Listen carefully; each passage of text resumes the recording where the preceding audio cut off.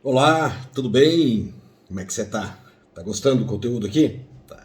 Eu espero que esse conteúdo seja assim, inspirador, inclusive, para você melhorar, crescer a sua atuação no agronegócio ou até mesmo decidir entrar no agronegócio. Inclusive, dá uma olhadinha aí no meu vídeo que eu falo sobre a importância, né, do curso de gestão do agronegócio. E hoje eu vou falar de um tema viral. Daqueles temas assim que tá aí na mídia, né? Todo mundo falando. Eu vou falar da cantora, bailarina, empreendedora Anitta. É isso mesmo, né? A Anitta, ela resolve aí dar os palpites dela, né, sobre diversos assuntos, né? Sobre economia, sobre racismo, direitos dos homoafetivos. E ela também resolveu gravar alguns vídeos sobre o agronegócio. E trabalhou especificamente sobre a questão da produção de gado. Tá?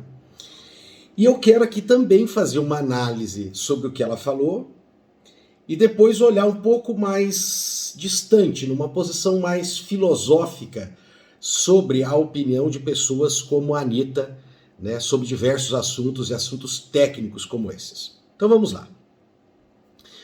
Eu vou fazer uma comparação, inclusive, entre o que a Anitta falou e a crítica que ela recebeu de um jornal, tá? De um canal, aliás, que tem um canal aqui no YouTube também, especializado em agronegócio, do qual o editor responsável por esse setor, que é o setor da bovinocultura, fez uma crítica bem técnica às críticas que a Anitta fez. Então vamos lá.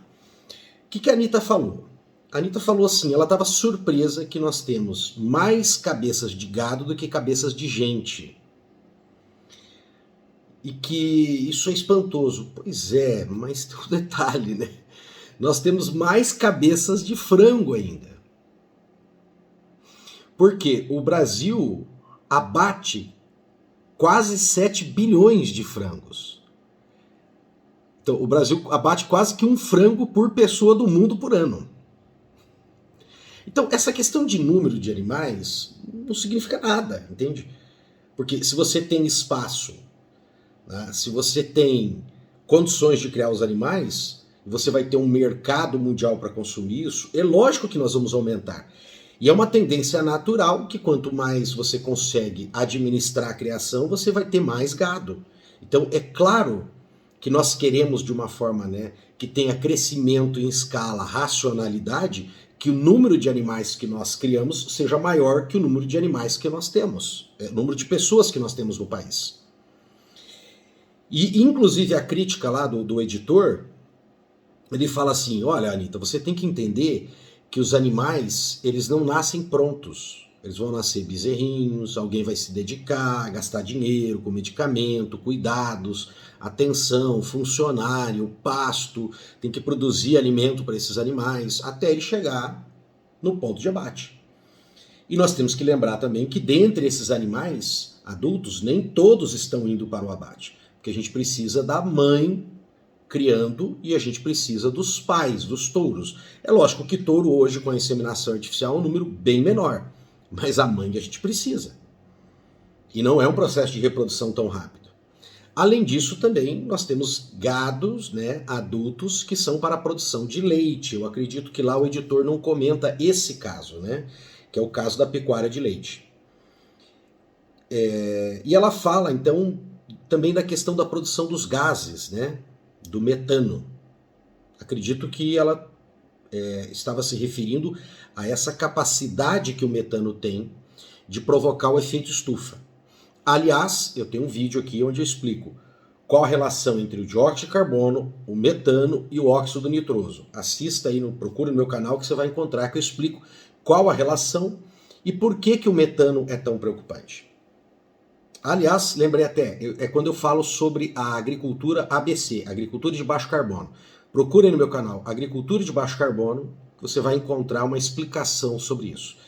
E o que o produtor brasileiro, tá, está fazendo para diminuir esse impacto, essa quantidade de metano que é produzido.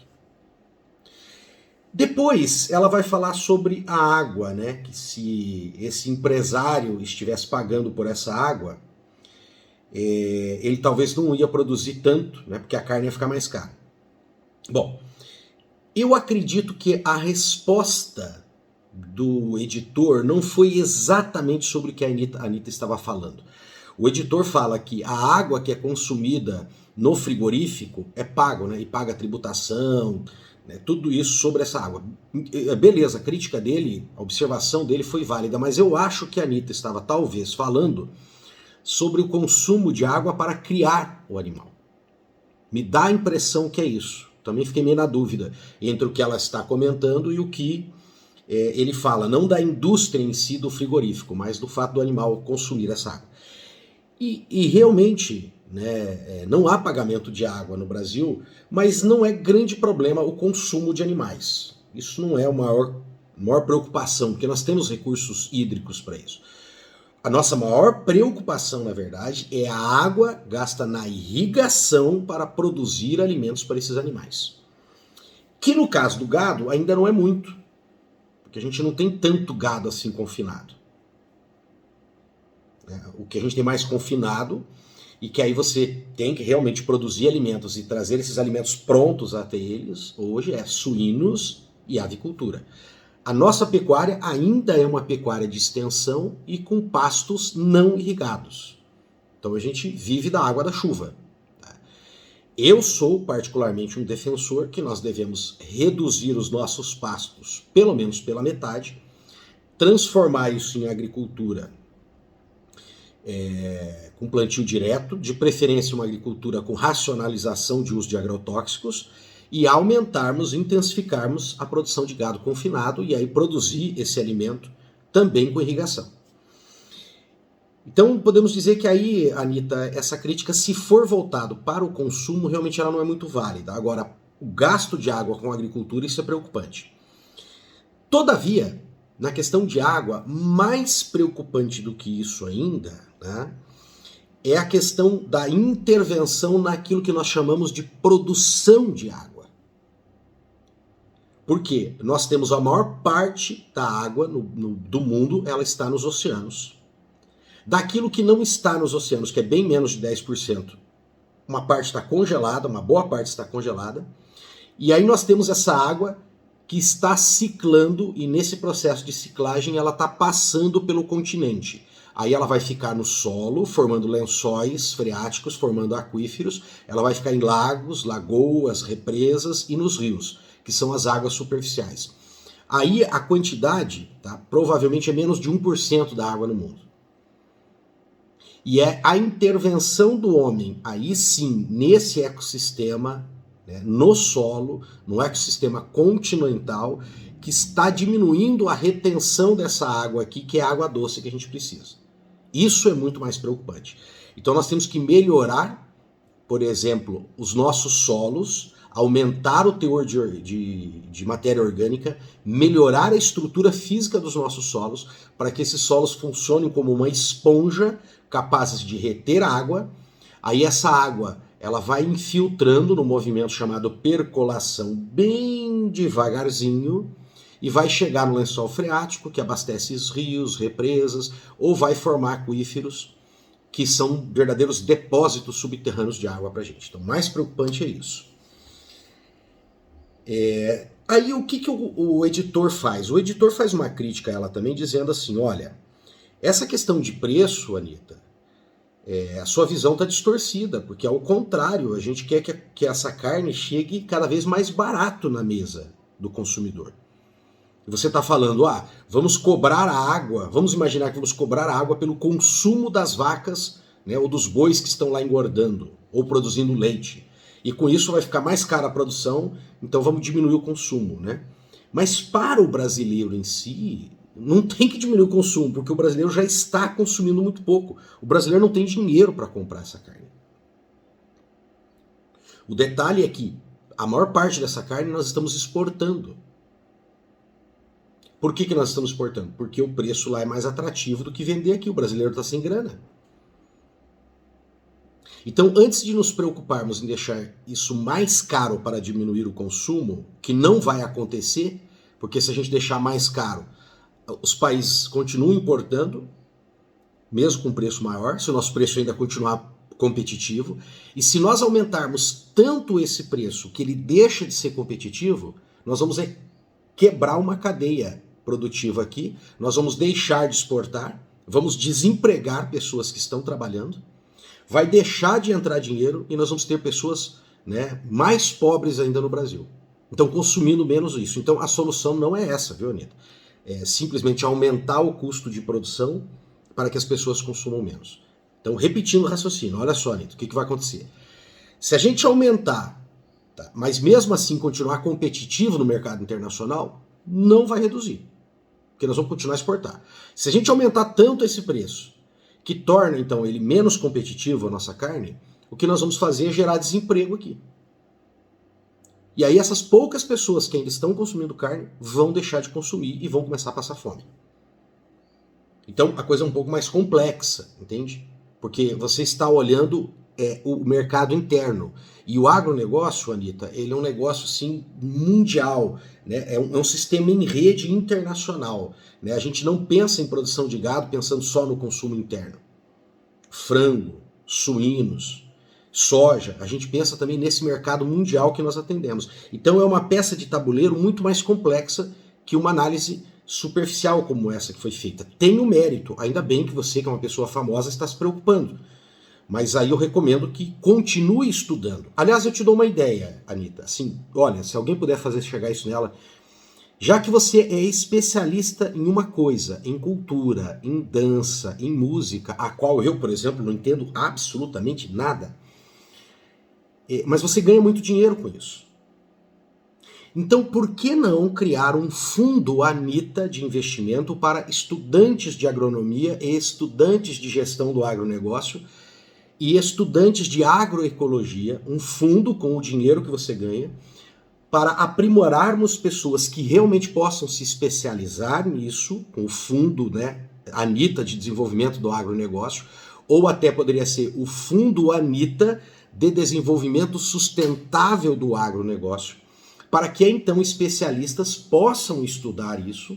Você pode até escalar alguém aí da administração da sua carreira para acompanhar os investimentos desse fundo, onde nós teríamos estudantes de mestrado, de doutorado, tendo mais tempo com o seu auxílio financeiro, se dedicando a essas pesquisas e aí sim melhorando, porque eles vão ter condições de estudar todas essas peças do tabuleiro. Porque não adianta, como eu falei na tua análise, que é merecedora a tua preocupação, mas ela é muito simplista, entende? Porque a gente vai reduzir aqui e vai criar desemprego. Não é assim que se faz. A gente não quer também que o brasileiro passe mais fome ainda para que tenhamos menos consumo de carne. Então por que não criar um fundo com isso aí? Seria interessante. Tá? A outra problemática que você estava abordando, que eu acho que é distinto do que o autor lá estava criticando, é que a sua preocupação, quando você fala que você está reduzindo, né, o consumo de carne, cai nessa questão da nutrição, que também precisa de pesquisa. Tá? Ah, nós temos os veganos estão contribuindo porque a gente não produz gado e, consequentemente, nós vamos gerar menor efeito estufa porque vai diminuir a produção de metano. Mas essa questão das pessoas serem absolutamente veganos, não tem um ponto definitivo isso na ciência ainda. Nós temos aí pesquisadores, né, especialistas em nutrição, que recomendam as pessoas precisam ingerir proteína animal.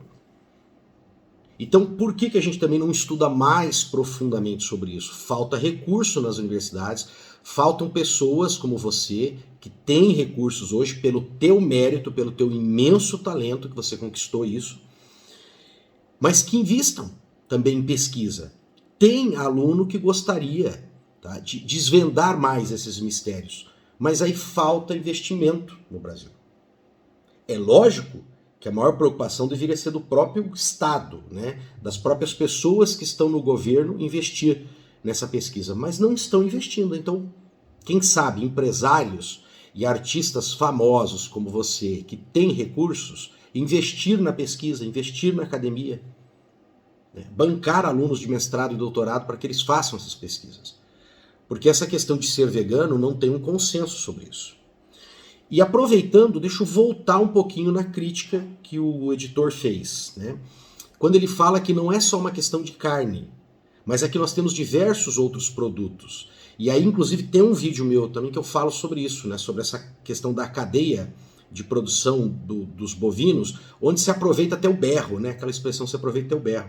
Então nós temos diversas outras indústrias, segmentos que geram empregos, geram salários, inclusive para pagarem, né, os ingressos para irem em um show. Não só no seu show, mas de diversos outros artistas e que atuam nessas cadeias. Aí ele fala, ó, de colágeno, lembra? Para batom.